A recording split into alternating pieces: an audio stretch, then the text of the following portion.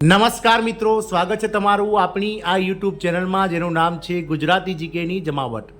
મિત્રો, આપ સૌ જાણો છો તે પ્રમાણે આજ રોજ 23 જુલાઈ 2024ના રોજ માનનીય નાણામંત્રી શ્રીમતી નિર્મલા સીતારામન દ્વારા વર્ષ 2023-24નું પૂર્ણ કદનું બજેટ જે છે તે રજૂ કરવામાં આવ્યું. તેમણે સતત 7મી વાર વિક્રમી રીતે જે છે તે બજેટ રજૂ કર્યું છે. આ બજેટમાં મિત્રો સૌથી મહત્વની જે વાત છે તે નોકરિયાત વર્ગો માટે સૌથી મહત્વનો અને રાહત આપતો જે નિર્ણય લેવામાં આવે છે તે છે મિત્રો ટેક્સ સ્લેબ. જે નવો ટેક્સ સ્લેબ છે તેમાં ફેરફાર કરવામાં આવ્યો છે. એટલે કે જે ઇન્કમ ટેક્સ માળખું છે એને મિત્રો જે છે તે બદલી દેવામાં આવ્યું છે અને હવેથી 17,500 રૂપિયાનો સીધો ફાયદો જે છે તે ઇન્કમ ટેક્સવાળાને થશે, જે ભરનાર ઇન્કમ ટેક્સ પેયર છે તેમને, અને જૂની ટેક્સ રિજીમમાં રહેનારાઓને નુકસાન થશે. એટલે કે નવી જે ટેક્સ પેમેન્ટ જે સિસ્ટમ છે નવી, તેમાં રહેનારાઓને ફાયદો થશે, જૂની પેન્શન રિજીમમાં રહેનારને નુકસાન થશે. જાણીએ વિડીયોમાં વિગતવાર કે નવી અને જૂની પેન્શન રિજીમમાં શું છે ફરક અને કેટલા રૂપિયા વધારે ભરવા પડે છે જૂની પેન્શન સ્કીમમાં. તમામ માહિતી આજના વિડીયોમાં આપ સુધી પહોંચાડીએ તો વિડીયોના અંત સુધી બને રહેશો. જો ચેનલમાં નવા હોય તો અમારી ચેનલને સબસ્ક્રાઇબ કરી બાજુમાં રહેલું બેલ આઇકન દબાવી દો, જેથી કરીને ચેનલ પર મૂકવામાં આવતા ભરતીઓનું નોટિફિકેશન, ભરતીઓના પરિણામ, જીકેના વિડીયોઝ, સરકારી કર્મચારી પેન્શનના યોજનાને લગતા પરિપત્રો સરળતાથી તમને મળી જાય. તો બજેટમાં ન્યૂ ટેક્સ રિજીમમાં રાહત, 17,500 રૂપિયા સુધીનો ફાયદો, જૂની ટેક્સ રિજીમમાં રહેનારાઓને નુકસાન થશે. જાણીએ વિડીયોમાં કઈ રીતે નુકસાન થશે. તો બજેટમાં આવકવેરામાં રાહત આપવામાં આવી છે. નવી ટેક્સ વ્યવસ્થા હેઠળ હવે 3 થી 7 લાખ રૂપિયાની આવક પર 5% દરે ટેક્સ ચૂકવવો પડશે. તેના સ્લેબમાં પણ ફેરફાર કરવામાં આવે છે. આ સિવાય નવી ટેક્સ વ્યવસ્થામાં હવે 50,000 રૂપિયાના બદલે 75,000 રૂપિયા સ્ટાન્ડર્ડ ડિડક્શન મળશે. આ બંને ફેરફારથી કરદાતાઓને 17,500 રૂપિયા સુધીનો ચોખ્ખો ફાયદો થશે. જોકે જૂની ટેક્સ વ્યવસ્થામાં કોઈ ફેરફાર કરવામાં આવ્યો નથી. ન્યૂ ટેક્સ રિજીમમાં 7.75 લાખ સુધી ઇન્કમ ટેક્સ ફ્રી. એટલે કે જે કર્મચારીની વાર્ષિક આવક 7.5 લાખ રૂપિયા એટલે કે 7,75,000 છે ત્યાં સુધી તેમને ટેક્સ ફ્રી રહેવામાં આવશે. એજ્યુકેશન લોનમાં મોટી રાહત, મોબાઈલ ફોન થયા છે સસ્તા. મિત્રો, નાણાપ્રધાન નિર્મલા સીતારામણે મંગળવારે 23 જુલાઈએ તેમનું સતત 7મું બજેટ રજૂ કર્યું. તેમના 1 કલાક 23 મિનિટના પાછળથી નોકરિયાત વર્ગને થોડી રાહત મળી. 7.75 લાખ સુધીની આવક હવે નવી કર વ્યવસ્થા પસંદ કરનારાઓ માટે કરમુક્ત થઈ ગઈ છે. એટલે કે તેમને 17,500 રૂપિયાનો ચોખ્ખો ફાયદો થશે. બજેટમાં આવકમાં રાહત આપવામાં આવી છે. નવી ટેક્સ વ્યવસ્થા હેઠળ 3 થી 7 લાખ રૂપિયા પર 5% ટેક્સ દર વસૂલ કરશે. આ સ્લેબમાં હવે ફેરફાર કરવામાં આવે છે મિત્રો. અને ન્યૂ ટેક્સ રિજીમમાં મિત્રો જો વાત કરીએ તો 3 લાખ સુધીની આવક જે છે તે મિત્રો ફ્રી છે. જૂના સ્લેબમાં પણ 3 લાખ સુધીની આવક જે છે તે મિત્રો ફ્રી છે. બીજામાં મિત્રો 3 થી 7 લાખ સુધી છે. ત્રીજામાં જૂના સ્લેબમાં 3 થી 6 લાખ હતી. ત્રીજામાં 7 થી 10 લાખ કરવામાં આવી છે, જે 6 થી 9 લાખ હતી. ચોથામાં જે સ્લેબ છે તેમાં 10 થી 12 લાખ કરવામાં આવી છે, જે 9 થી 12 લાખ હતી. પાંચમામાં 12 થી 15 લાખ કરવામાં આવી હતી, જે 12 થી 15 લાખ જ હતી. અને છઠ્ઠામાં 15 લાખથી વધારે હતી, જેને 15 લાખથી વધારે રાખવામાં આવી છે. ટેક્સ પેયર્સને 17,500 રૂપિયા સીધો ફાયદો મળશે. ઇન્કમ ટેક્સ સ્લેબ અને સ્ટાન્ડર્ડ ડિડક્શનમાં ફેરફાર પછી ટેક્સ પેયરને 17,500 રૂપિયા સીધો ફાયદો મળશે. પહેલી આવકથી થતી 15.75 લાખની આવક પર 1,57,500 રૂપિયા ટેક્સ બનતો હતો. હવે આ ફેરફાર પછી 1,40,000 રૂપિયા ટેક્સ બનશે. ન્યૂ ટેક્સ રિજીમમાં 3 લાખથી 7 લાખની કમાણી પર હવે 5% ટેક્સ.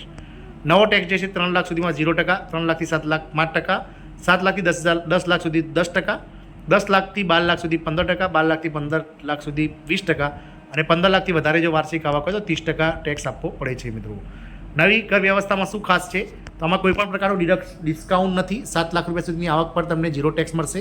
જો તમે કોઈ પણ યોજનામાં રોકાણ કરતા નથી તો નવી કર વ્યવસ્થા પસંદ કરવી જોઈએ. જૂની ટેક્સ વ્યવસ્થામાં 4 ટેક્સ સ્લેબ, 30%થી વધુ ટેક્સ. જૂની ટેક્સની વાત કરીએ તો જૂના ટેક્સમાં મિત્રો 2.5 લાખ સુધીની આવક જે છે તે 0% સ્લેબમાં આવતી હતી. બીજો સ્લેબ હતો તે 2.5 લાખથી 5 લાખનો હતો, જેમાં 5% ટેક્સ આપવામાં આવતો હતો, 12,500 રૂપિયા. ત્રીજો સ્લેબ હતો 5 લાખથી 10,000, જે 20% સ્લેબ હતો, જેમાં 1,12,500 રૂપિયાનો ટેક્સ આવતો હતો. અને ચોથો સ્લેબ છે જે 10 લાખથી વધુ 30% જે છે તે રકમ જે છે તે ચૂકવવી પડતી હતી ટેક્સમાં. આ વાત થઈ જૂના ટેક્સ સ્લેબની. મિત્રો, ઓલ્ડ ટેક્સ સ્લેબમાં 4 સ્લેબ હતા, જે મિત્રો આપણે વાત કરી તે પ્રમાણે. જૂની ટેક્સ વ્યવસ્થામાં શું ખાસ છે તો રોકાણ, હેલ્થ ઇન્સ્યોરન્સ, બાળકોની શાળાની ફી અને ઘરના ભાડા ખર્ચ પર કરમુક્તિ મળી શકશે. આવી સ્થિતિમાં જો તમારા પૈસા આ વસ્તુઓમાં જાય છે તો જૂની ટેક્સ વ્યવસ્થા તમારા માટે યોગ્ય રહેશે. જૂના ટેક્સ ઓપ્શનમાં 10 લાખ સુધીની આવક ટેક્સ ફ્રી કરાવી શકો છો. જૂના ટેક્સ ઓપ્શનમાં 87 એનું ડિડક્શન સહિત વાર્ષિક 5 લાખ રૂપિયા સુધીની કમાણી પર ઇન્કમ ટેક્સ ભરવો પડતો નથી. જો તમારી વાર્ષિક આવક 5 થી 10 લાખ વચ્ચે હોય તો તમારે 20% ટેક્સ લાગશે. એટલે કે તમને 1,12,500 રૂપિયા ટેક્સ ચૂકવવો પડશે. પરંતુ આવકવેરા કાયદામાં આવી ઘણી જોગવાઈઓ છે કે એટલે કે ટેક્સમાં છૂટ, જેના દ્વારા તમે 10 લાખ રૂપિયા સુધીની આવક પર કરમુક્ત કરી શકો છો. જાણીએ તો કઈ રીતે. તો મિત્રો, 2.5 લાખથી લઈને જે વાત કરી તે પ્રમાણે આપણે જે ટેક્સ છે તેમાં મિત્રો કઈ રીતે 10 લાખ રૂપિયા સુધી કુલ આવક કરમુક્ત કઈ રીતે થાય છે તો ટેક્સ બચાવવા માટે કલમ 80C હેઠળ 1.5 લાખ, કલમ 24B હેઠળ 2 લાખ અને કલમ 80D હેઠળ 1 લાખ, એમ કરીને મિત્રો કુલ 4.5 લાખ રૂપિયાની આપણને વધારાની રાહત મળે છે. એ સિવાય 80CD 50 લાખ રૂપિયા, 8087A 5 લાખ સુધીની છૂટ મળે છે. આ તમામ વિભાગો વગર મહત્તમ કર મુક્તિની તમે રોકાણ કરીને 1.5 લાખ રૂપિયા બચાવી શકો છો. જો તમે EPF PPF equity link saving scheme, Sukanya સમૃદ્ધિ યોજના, નેશનલ સેવિંગ સર્ટિફિકેટ, 5 વર્ષની એફડી, નેશનલ પેન્શન સ્કીમ અને સિનિયર સિટીઝન સેવિંગ સ્કીમમાં રોકાણ કરો છો તો તમને મહિને ટેક્સમાં મળવાપાત્ર રાહત મળશે. વધુમાં વધુ 1.5 લાખ રૂપિયાનું રોકાણ આ ઉપરની સ્કીમોમાં તમે કરી અને તમારો ટેક્સ બચાવી શકો છો. જો તમે આવું કર્યું તો 10 લાખ રૂપિયામાંથી 1.5 લાખ રૂપિયા બાદ કરો, હવે ટેક્સ હેઠળ આવતી આવક તમારી 8.50 લાખ થઈ જશે. વાત કરીએ જો તમે હોમ લોન લીધી હો તો તમે 2 લાખ રૂપિયા સુધીની બે ટેક્સ બચાવશો. જો તમે હોમ લોન લીધી હશે તો તમે તેના પર ટેક્સ ચૂકવવામાં આવતા વ્યાજ પર ટેક્સ છૂટ મેળવી શકો છો.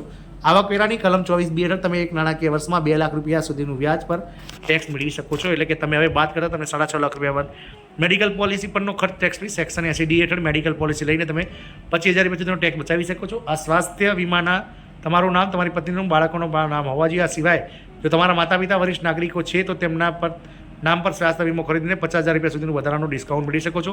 એટલે કે હવે ટેક્સ હેઠળ આવતી આવક 5.50 લાખ રૂપિયા થઈ જશે. આમ મિત્રો, ટેક્સ નેશનલ પેન્શન સ્કીમમાં રોકાણ કરવાથી 50,000ની કરમુક્તિ. જો તમે નેશનલ પેન્શન સ્કીમ એનપીએસમાં રોકાણ કરો છો વાર્ષિક 50,000 રૂપિયાની તો તમને SECCD 1B હેઠળ 50,000 રૂપિયાની કરમુક્તિ મળશે. એટલે કે હવે ટેક્સ દ્વારા આવરી લેવાની આવતી રકમ ઘટીને 5 લાખ થઈ જશે. હવે તમને 5 લાખ રૂપિયા પર 87 એનો લાભ મળશે. એટલે કે 10 લાખની આવકમાંથી 5 લાખ રૂપિયા બાદ કરતાં તમારી કરપાત્ર રકમ 5 લાખ થશે ને આવી સ્થિતિમાં તમે 5 લાખ રૂપિયા પર 0 ટેક્સ ચૂકવવો પડશે. મિત્રો, આમ જૂની પેન્શન સ્કીમમાં રહેનારાઓ માટે નવા આ જે સ્લેબ છે તેને લઈને મિત્રો નુકસાન છે, પરંતુ જે લોકોને મિત્રો ભાડું, ઘર ભાડું, બાળકોની ફીસ વગેરે જેવું ચાલતું હોય તેમને જૂની પેન્શન સ્કીમમાં રહેવું હિતાવહ છે. જય હિન્દ, અસ્તુ.